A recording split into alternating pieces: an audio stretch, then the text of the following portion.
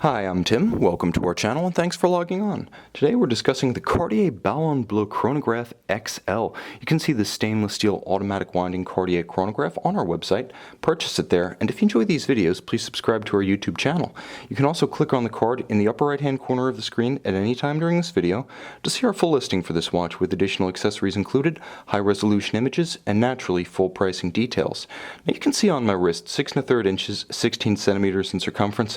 There's an interesting dichotomy to this design. First, at 44 millimeters across the round of the case, not including crown guard and chronograph pushers, it is a very large watch.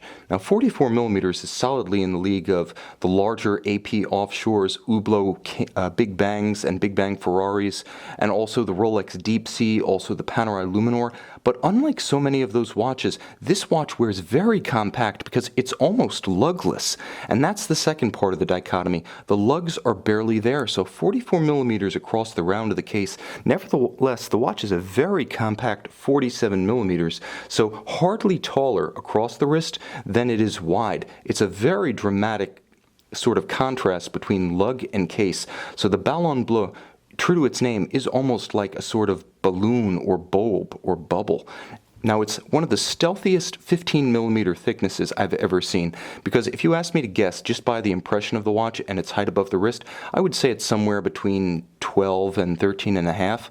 The watch wears much thinner than the 14 millimeter thickness would suggest.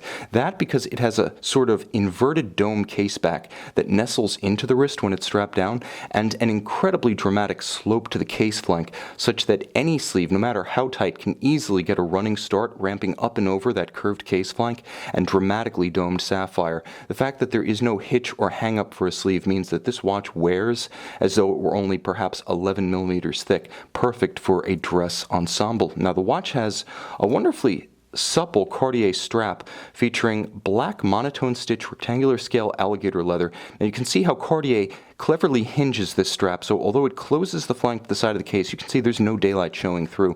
It isn't pinned against the flank of the case, so you can pull it straight down. Even though this is a 44 millimeter watch, you can see how dramatically you can pull the strap down around the tight curve of a smaller wrist. That's great because a lot of times when you see this sort of close coupling of strap and case, the strap wants to flare out and it fights the curve of your wrist. Not so here. I'll also note that the watch nicely distributes its mass. It is a heavy steel sports watch, but because of the regular shape of the case back, you can see it's beautifully rounded and smooth. There's no pressure point or hot spot when it's on the wrist.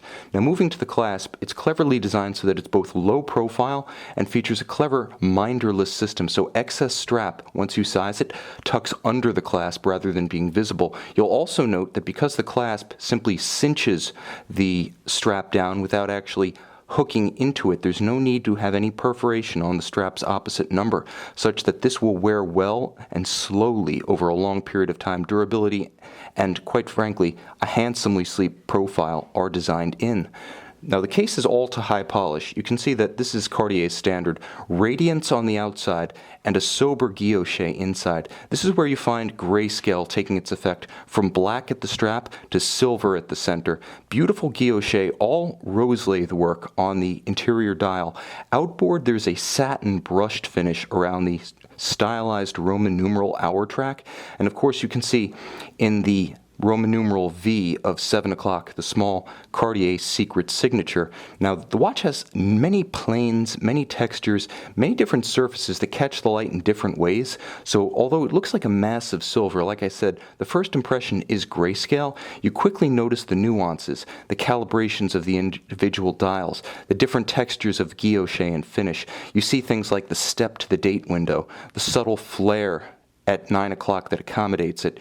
You can see the hash marks of the sub-registers at 60, and the colorful accents of the cobalt blue hands, which really explode off the silver base of the dial. It's cleverly, thoughtfully, and, in my opinion, designed to a nuanced standard. In fact, the Ballon Bleu is very much along those lines, a nuanced design. Released in 2006, perhaps the greatest praise you can pay this design is that although it's a late model release from the last 10 years, nevertheless it looks like something that Louis Cartier would have designed in his lifetime, right down to the interesting knurled dome-style Cabochon crown beneath a full-aspect crown shield. You can see that dramatic Cabochon sapphire inset. Now, on the case back, you see that this watch is a beauty, but it also has brains. This is what Cartier calls the MC8101 33 joules automatic winding. It's actually a Jaeger-LeCoultre caliber 750 automatic chronograph. Now it has a 65-hour power reserve courtesy of twin mainspring barrels. And we rotate through 360 degrees, you can see the visible column wheel function selector. The watch also has a vertical clutch, such that when you start and stop the chronograph, it stops without stagger, starts without a jump, and always resets precisely to the index at 12. That's the benefit of a vertical clutch, but what the other benefit is that may not be immediately apparent is that you can run the chronograph continuously when you have a vertical clutch, because the meshing of the clutch creates no additional wear and tear, unlike a conventional lateral clutch system. So you have the heart of a JLC and the looks of a Cartier.